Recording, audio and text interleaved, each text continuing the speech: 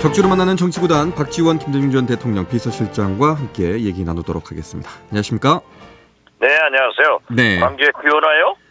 비가 많이 어제 왔다가 지금은 잠깐 멈춘 상태입니다. 또 비가 올 것 같아요, 근데. 예. 네, 서울은 그냥 비가 오지 않습니다. 어제는 굉장히 무덥습니다. 어제도. 예, 어제는 무서울 정도로 어젯밤 내려가지고. 운동하는데 그냥 땀이 네. 줄줄줄 흐르더라고요.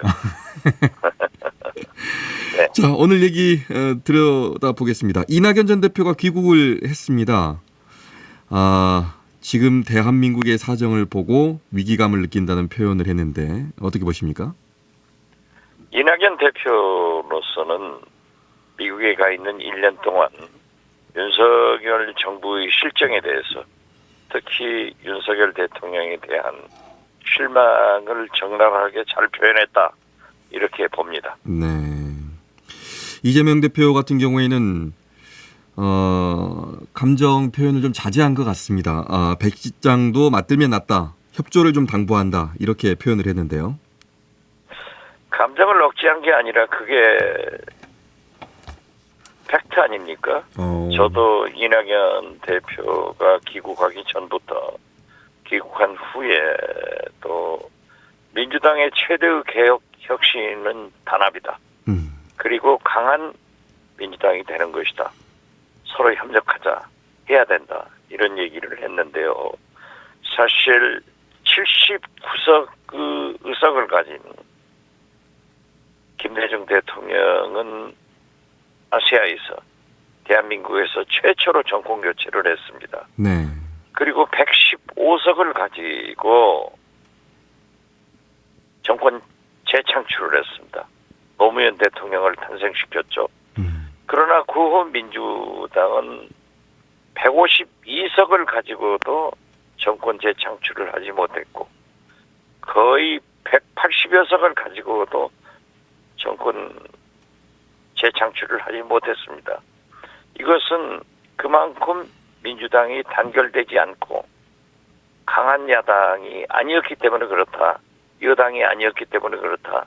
그래서 저는 다시 한번 말씀드리지만 이낙연 대표가 당을 단합하는 그래서 강한 민주당을 만드는데 함께 이재명 대표가 얘기한 대로 백지장도 맞들면 낫다. 그 정신으로 함께 해야 된다. 저는 그렇게 말씀드립니다. 네. 보시는 분들 중에는 혹시 비명계의 구심점으로 또 이낙연 전 대표가 되는 거 아닌가 이런 생각을 가지고 있을 수도 있습니다. 분열해서 민주당이 승리할 수 있습니까?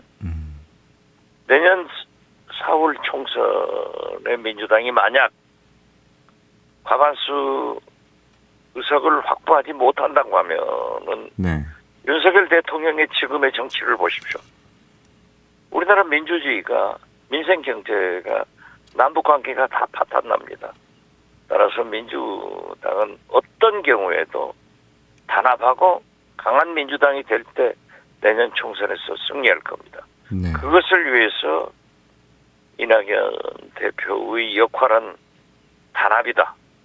그리고 강한 야당을 만드는데 백지장도 맞들고 나가야 된다. 이런 말씀 다시 한번 드립니다. 네. 총선 9개월 정도 남겨놓고 있는데 이 상황에서 윤석열 대통령이 사석에서 했다는 발언이 또 이슈가 됐습니다. 내년 총선 목표 의석수를 170석. 이 멘트 하나가 또 설왕설래합니다. 이거 선거 개입 아니냐? 어떻게 보십니까? 그것은 윤석열 대통령이 명백한 선거법 위반입니다. 대통령의 말씀이 어디가 공석이고 어디가 사석입니까? 대통령의 말씀은 대통령의 말씀입니다. 노무현 대통령께서 그러한 얘기를 했다가 탄핵까지 당했지 않습니까? 네. 그런데 대통령께서 사석을 빙자해서 선거에 개입하는 그러한 말씀을 한 것은 명백한 선거법 위반이 되기 때문에 저는 중앙선관위에서도 경고를 해야 되고 민주당에서도 고발하는 게 원칙이다.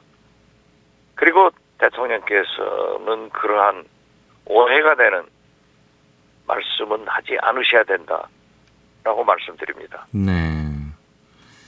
뭐 사석이면은 뭐 할 수는 있겠죠. 근데 이제 개인적으로 아니, 사석이 할 수는 있는데 제가 이게 사석에서 나와서 문제입니다. 예. 이런 얘기가. 제가 사석에서 위법한 불법적인 언어를 사용하면은 그것이 용인됩니까? 그건 말이 안 되죠. 네. 마치 한동훈 장관이 행사장에서 자기 핸드폰 잊어먹으니까 네. 경찰 출동시켜서 찾는 거하고 똑같죠. 아, 이것도 여쭤보려고 했는데 이야, 이게 아니 제가 핸드폰 잊어먹으면은 네. 경찰 출동시켜서 찾게 합니까?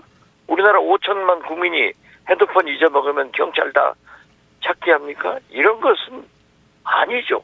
아. 대통령이 하실 말씀이 공사석이 어디 있습니까? 네. 똑같은 거예요. 그리고 한동훈 장관도 공사를 구분하지 못하는 그런 법무장관 아닙니까? 네. 6.25 기념식장에서 한동훈 장관이 휴대전화를 분실했는데 예, 경찰이 출동을 했습니다. 야, 이것도 뭐 참. 넌센스죠. 저는 이런 뉴스를 처음 접해봅니다. 아, 글쎄 말이에요. 예. 이건 정권이 오만해졌다. 아. 권력을 사적으로 활용하고 있다. 이런 것밖에 될 수가 없는 겁니다. 한동훈 법무장관이 장관 이제 그만두고 출마를 할까요? 그러면 총선에? 저는 내년 총선에 반드시 출마하리라고 예상합니다. 반드시 출마한다. 그럼 이래저래 보면은 검찰 출신이었던 사람들이 공천을 많이 받을 수 있겠는데요? 김기현 대표는 절대 그런 일은 없을 거라고 하지만 어떻게 아니, 보십니까? 김기현 대표의 말씀을 어떤 국민이 신뢰를 합니까? 김기현 대표는 집권 여당의 당 대표가 아니라 용산 대통령실 여의도 출장 소장입니다. 그렇기 때문에 네. 대통령께서 검찰 출신들을 반드시 많이 공천하리라고 보는 것이 당연하지 않습니까? 네. 그래서 지금 현재는 윤핵관의 시대에서 검핵관의 시대로 넘어가고 있다. 특히 내년 총선 후에 불을 보듯 대선 정국으로 이어질 것이고 그렇게 이어지면은 권력의 속성상 지는 권력에 줄 서는 사람 없습니다. 네. 특히 국회의원들이 네. 떠오르는 태양에 줄을 선단 말이에요.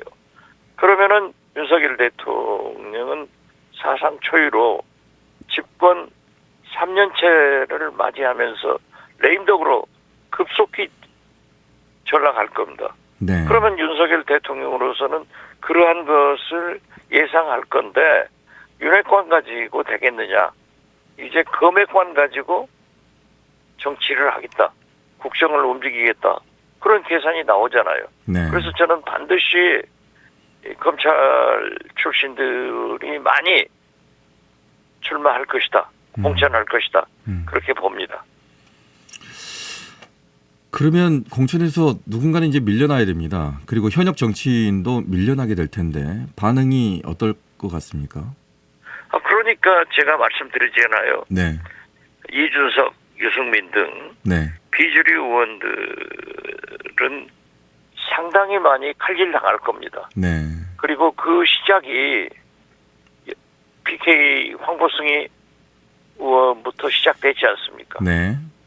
그러한 것들이 많이 나타날 겁니다. 내부적인 어떤 잡음이라든가 고발이 있을 것이다. 당연히 그렇죠. 그럼에도 불구하고 예, 검찰 출신으로 많이 공천을 할 것이다라고 내다보시는 거네요. 저는 그렇게 봅니다. 또 그렇게 모든 국민도 언론들도 예상하고 있는 게 상식 아니에요? 네. 그러면 이준석 전 대표라든가 유승민 이라든가 이분들은 그럼 어떤 식으로 가게 될까요? 뭐 제3지대로 모이게 될까요? 아니면은 무소속으로 가게 될까요? 뭐 좀 궁금하기도 하네요. 예. 저는 지금 이준석 전 대표나 유승민 전 의원이 네. 이번 윤석열 대통령의 입시 관여에 대해서 신랄한 비판을 하고 있잖아요. 네. 이러한 것은 각을 세워 나가는 겁니다. 그렇지만은 지금 금년에는 네. 움직이지 않을 거예요. 이런 각을 세우면서 내년 초 공천이 시작되면은 칼질을 당하고 거기 칼질당한 현역 의원들과 함께 제3당을 창당할 것이다. 그래서 보수의 분열이 반드시 있다. 저는 그렇게 예상합니다. 보수의 분열이 반드시 있다. 내일 저희가 그 양향자 의원을 인터뷰할 겁니다. 제3지대 창당을 이제 하기로 했는데 이 창당은 그러면 민주나 진보의 분열로 보십니까? 아니면 어떤 식으로 보십니까? 글쎄요, 총선을 앞두고는 수요가 많기 때문에 공급처가 생깁니다. 어떤 경제 논리로 보면은. 네. 그래서 그러한 창당을 하고 있기 때문에 저는 양양자 의원이 성공하기를 잘 되기를 바란다는 말 외에는 특별히 할 말이 없습니다. 많이 모일 거라고 보십니까? 어떻습니까? 유력한 정치인들이라든가 무게감 있는 인물들이? 그러하지는 않을 겁니다. 그렇지는 않을 거다. 내일 직접 물어보도록 하겠습니다. 일단 제3지대의 어떤 수요는 틀림없이 지금부터 시작해서 내년 총선 전까지는 틀림없이 여든 야든 있을 것이다. 보수든 진보든 민주든 다 있을 것이다라고 내다보고 계십니다. 그러나 제3당은 시대정신이 있어야 됩니다. 네. 그 시대정신을 갖추고 있는가가 문제가 될 거고 이준석, 유승민 이 두 분 등 네. 보수에서 나오는 분들은 윤석열 정권의 실정을 비판하면서 나오기 때문에 네. 상당한 임팩트가 있으리라고 저는 봅니다. 네. 오랜만에 들어봅니다. 그 단어를. 시대정신. 지금의 시대정신은 그럼 박지원 전 비서실장께서는 어떻게 표현하시겠습니까? 윤석열 대통령이 지금 하고 있는 정반대의 국정을 할 수 있는 것이 시대정신입니다.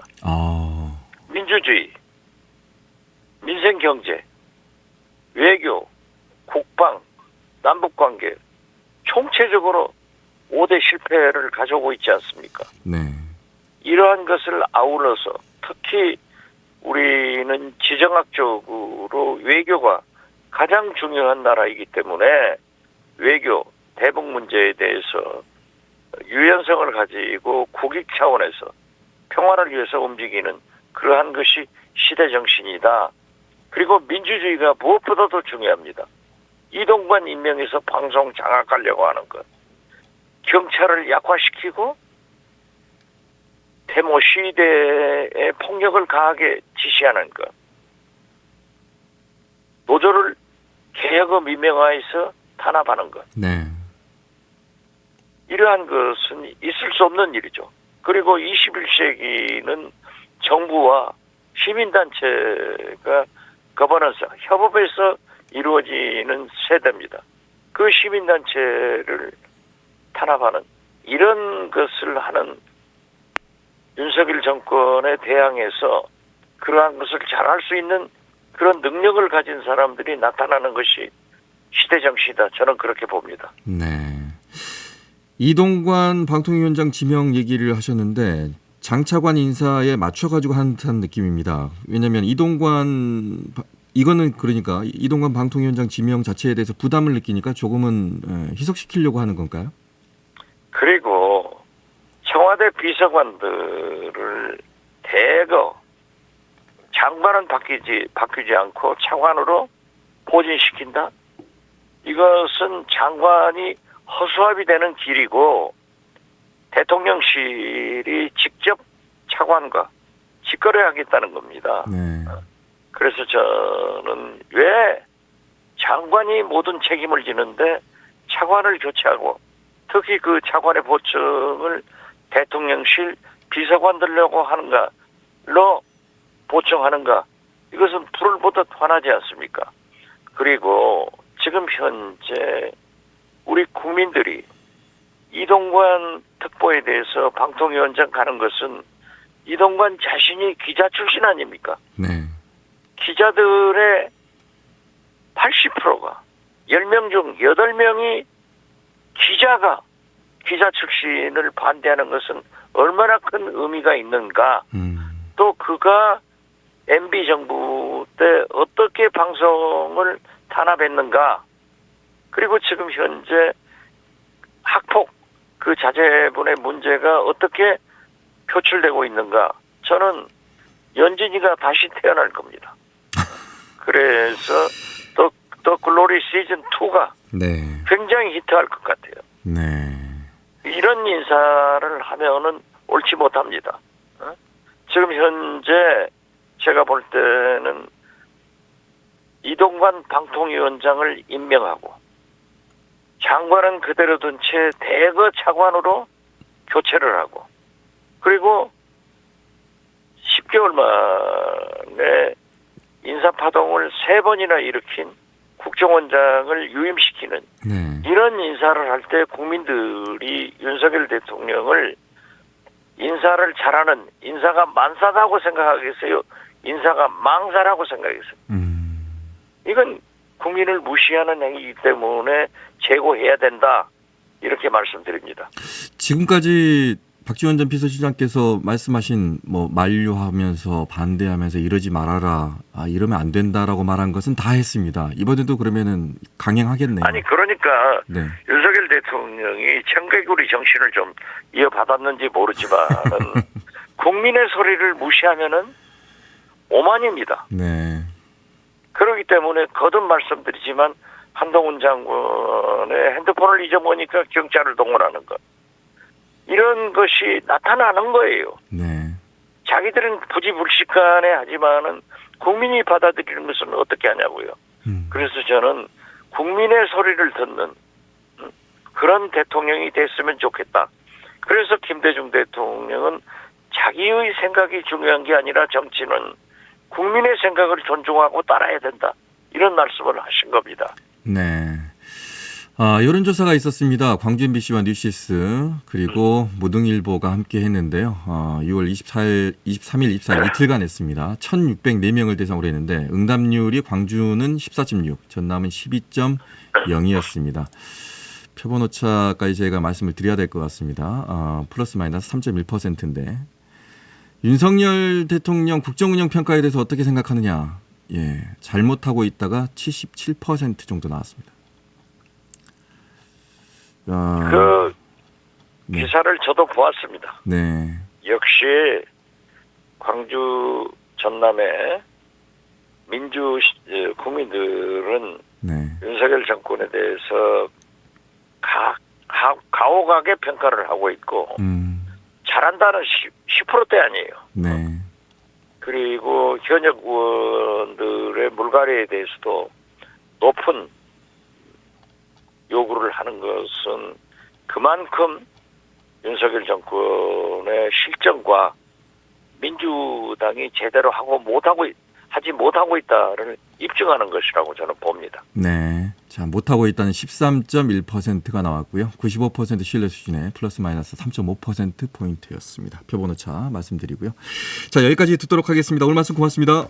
네, 감사합니다. 네, 지금까지 박지원 김대중 전 대통령 비서실장과 함께 얘기 나눴습니다. 언제 어디서나 내 손 안의 뉴스. 광주 MBC 뉴스 유튜브 구독으로 함께하세요.